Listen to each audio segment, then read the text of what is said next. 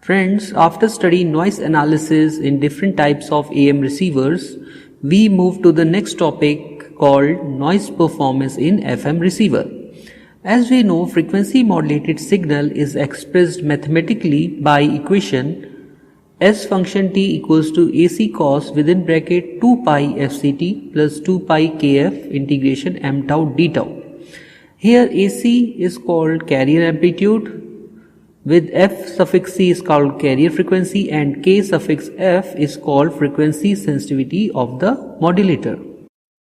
This FM signal having a transmitted bandwidth capital B suffix T and centered at carrier frequency plus minus Fc. Here only positive frequency is represented with upper frequency of Fc plus Bt upon 2 and lower frequency of Fc minus Bt upon 2. In order to analyze noise performance in FM receiver, we first derive pre-detection SNR, also called as input SNR. For this, we consider a typical FM receiver as shown in figure. It consists of input FM signal with additive white Gaussian noise having power spectral density of N0 by 2. Here N0 is called average noise power per unit bandwidth. So this input received signal is a combination of S function t plus W function t and passed through a band pass filter which is also centered at carrier frequency with bandwidth same as transmission bandwidth of FM wave. Typically in practice, carrier frequency is far greater than the transmission bandwidth. So the output of the band pass filter called as filtered signal denoted by X function t and equal to S plus N, where N function t is called narrowband noise or filtered noise. After this stage, for detection process in FM, we require special type of electronic circuit called as limiter and discriminator. Output of discriminator V function t is passed through baseband low pass filter that is suitable to produce low frequency output signal corresponding to the baseband or message signal. So this complete block diagram is called as noisy model of FM receiver.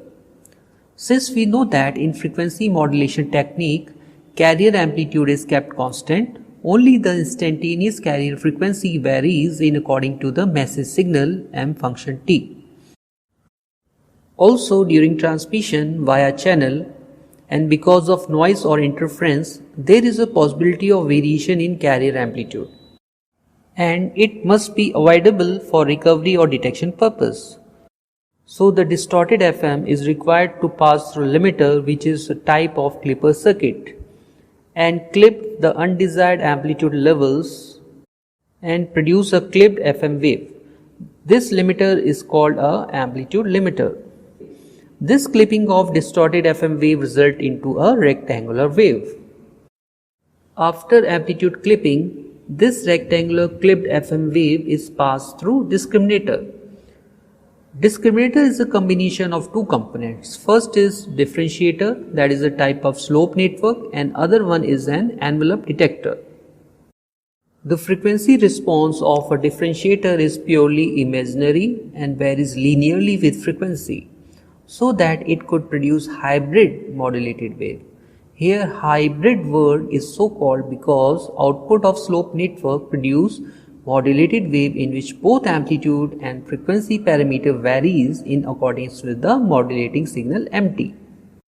After this, hybrid modulated wave is passed through envelope detector, where the variation in amplitude helps in recovery process that reproduce message signal after passing through low pass filter. The requirement of baseband low pass filter is that it must have sufficient bandwidth so that it can pass all the frequency components, especially high frequency component of message signal. And the performance of low pass filter is such that it must have a capability to remove the out of band component of narrowband noise and minimizes the effect of noise at the output. So this is about noisy model of FM receiver with important component as amplitude limiter and discriminator.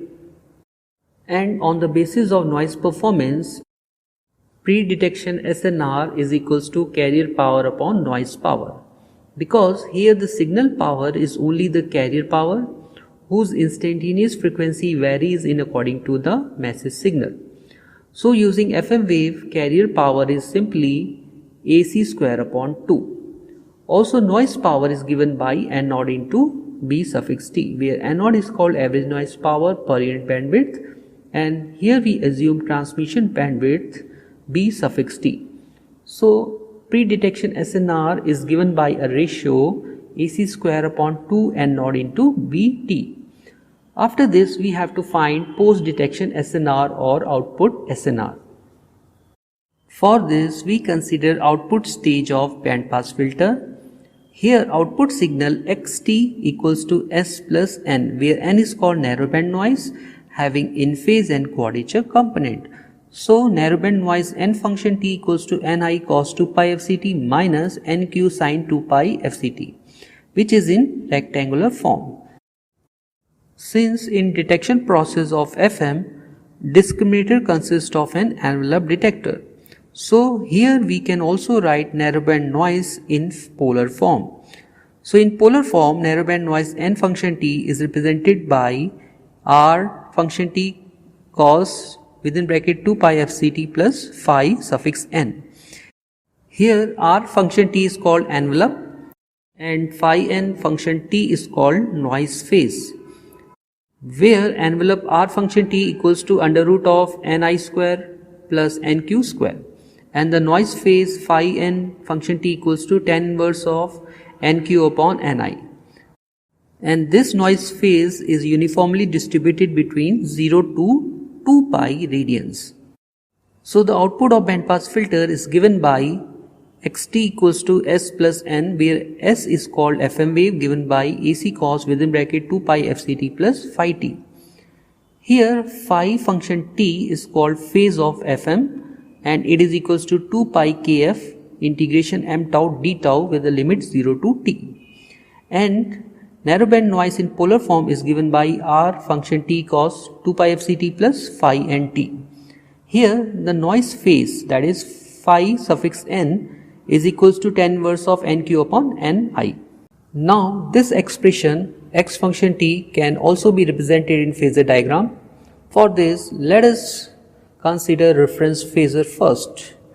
Now using expression of xt, here first term is AC cos 2 pi fct plus phi t and is represented by vector phasor A suffix c, which makes an angle phi with respect to reference. And since second term is a noise which is additive in nature, so we add phasor RT as a vector sum. So the head of AC vector is added with the tail of RT vector phasor. Here also vector phasor RT makes an angle phi suffix n with respect to reference. And accordingly, vector sum of AC and RT is a resultant xt. Also for our convenience, we assume resultant xt phasor vector makes an angle theta with respect to reference. As shown in phasor diagram, the angle between carrier amplitude AC and xt becomes theta t minus phi t.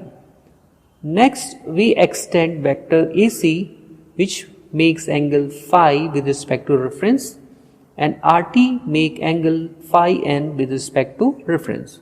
So angle between RT and AC become phi n minus phi t. Now using this phasor diagram, we can represent in-phase and quadrature noise component. For this, we have to draw perpendicular from tip of vector RT onto the extended vector AC. So using this right angle triangle with angle phi n minus phi with hypotenuse R function t, we can write base RT cos phi n minus phi and perpendicular equals to RT sin phi n minus phi.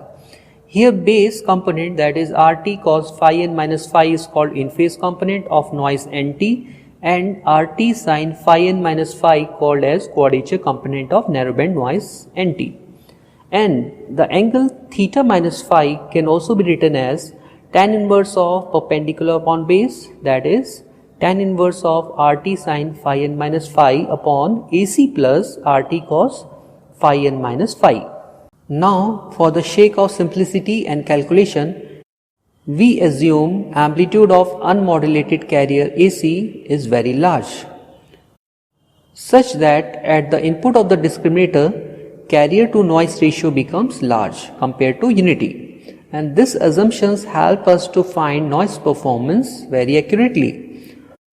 So time dependent angle, that is theta minus phi, is approximately equals to tan inverse of RT sin phi n minus phi upon AC.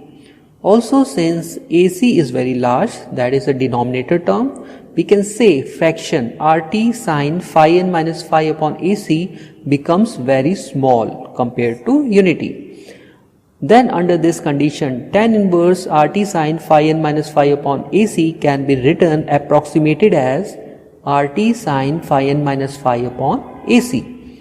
Now we can write angle theta approximately equals to phi plus RT sin phi n minus phi upon AC. Here in right hand side, second term having numerator RT sin phi n minus phi is called as quadrature component in narrowband noise. So angle theta t is approximately equals to phi t plus nq upon AC. Also, we know that angle phi function t is called as phase angle in FM, and it is equals to 2 pi kf integration m tau d tau with the limit 0 to t.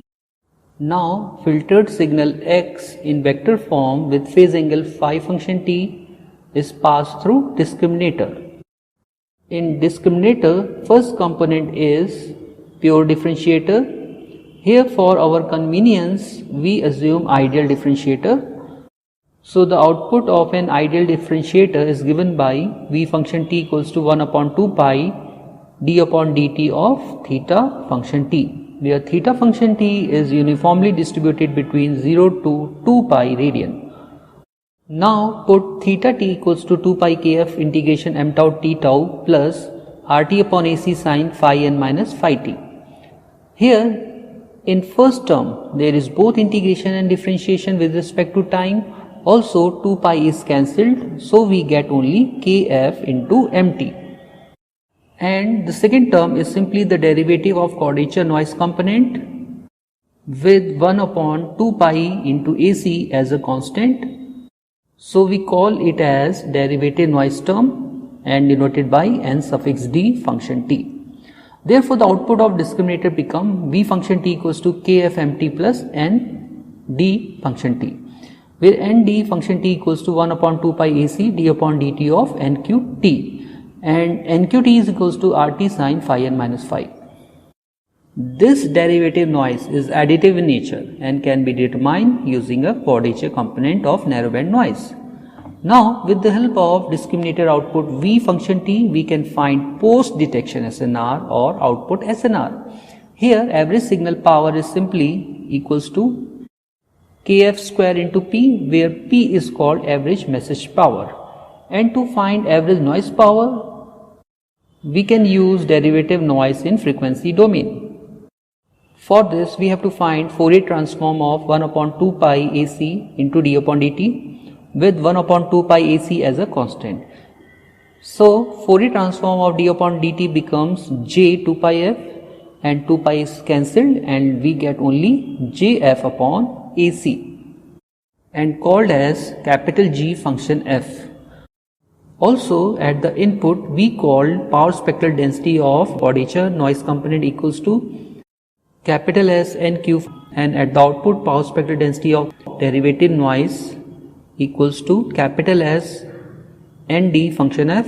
So in frequency domain, output of an ideal differentiator, that is capital G function f, is given in terms of power spectral density of derivative noise, and it is equals to the product of square of magnitude capital G and input quadrature noise power spectral density. So S and D function f equals to mod of gf square into S and q function f. Here square of mod gf equals to square of mod jf upon AC, and it is equals to f square upon AC square. Also we know that power spectral density of quadrature noise component in narrowband noise is identical to ideal low pass characteristic with n naught between plus minus bt upon 2. Here n naught is called average noise power per unit bandwidth. So the derivative noise power spectral density equals to f square upon AC square into n naught for mod f less than or equals to half of transmission bandwidth and 0 otherwise.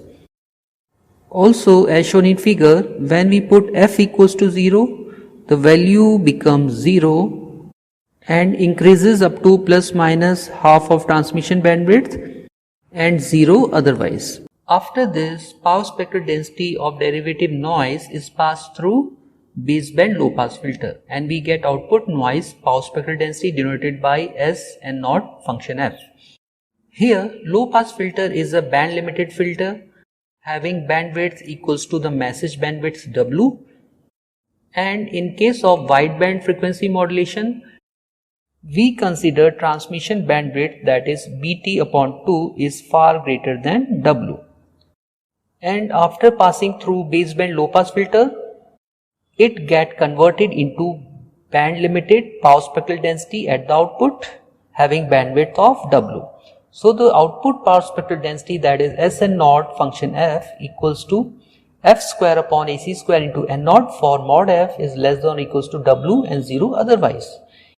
Using this power spectral density at output, we can find average noise power, which is simply equals to integration of S n naught f into df taking limit minus W to W. Now put S n naught f equals to f square upon AC square into n naught. Here n naught upon AC square is a constant term, so we take outside the integration. Therefore the average noise power equals to n naught upon AC square integration of f square into df with limit minus W to W. And after solving this, we get average output noise power as 2n naught W cube upon 3 AC square. After finding this, we take a ratio of average signal power upon average noise power, that is called output SNR, and it is equals to 3 AC square kf square p upon 2n naught into W cube. Here we find that output SNR depend non-linearly on both frequency sensitivity kf and message bandwidth W. At last, noise performance in FM receiver can analyze using figure of merit, which is the ratio of output SNR upon reference SNR. Here reference SNR is obtained using reference transmission model and using FM wave equation, that is S function t equals to AC cos within bracket 2 pi FCT plus 2 pi KF integration m tau d tau. So the average signal power becomes AC square upon 2 and average noise power is simply n naught into W, where W is called message bandwidth and n naught is called average noise power per unit bandwidth. So the reference SNR becomes AC square upon 2 n naught into W, and from now figure of merit becomes output or post detection SNR upon reference SNR, and after putting these values we get 3 times of kf square p upon W square. Here we find figure of merit in terms of frequency sensitivity kf and message bandwidth W. In the formula of figure of merit, we can introduce a new term called a deviation ratio denoted by capital D, and it is equals to kf upon W into under root of p. So we can say figure of merit is equals to 3 times of deviation ratio square. Next, in frequency modulation, the transmission bandwidth is given by the Carson's rule, which is Bt equals to twice of delta f plus Fm. Here delta f is called frequency deviation. So in FM we can also define deviation ratio in terms of frequency deviation delta f. That is deviation ratio capital D equals to delta f upon W, or simply written as delta f equals to D into W. Now put delta f equals to D into W in the expression of transmission bandwidth. Also we know that FM, that is called a message bandwidth, is equals to W. Transmission bandwidth in FM wave becomes twice of dW plus W. or after putting dw equals to kf into under root of p, the transmission bandwidth in case of FM becomes twice of within bracket kf under root p plus w. Also in case of wideband FM, this message bandwidth is very small compared to the frequency deviation delta f. So in this case, that is wideband FM, transmission bandwidth is approximately equals to twice of kf into under root of p. And from here, half of the transmission bandwidth is equals to kf into under root of p. Now again using formula of figure of merit and put kf square into p equals to bt square upon 4, we get figure of merit approximately equals to 3 upon 4 times of bt upon w whole square. From here again we find that any increase in transmission bandwidth, there is a corresponding increase in output signal to noise ratio with respect to reference SNR, and which further improves the noise performance in FM receiver. Also, in other words, we can say that transmission bandwidth improves the noise performance FM receiver, that is according to the square law.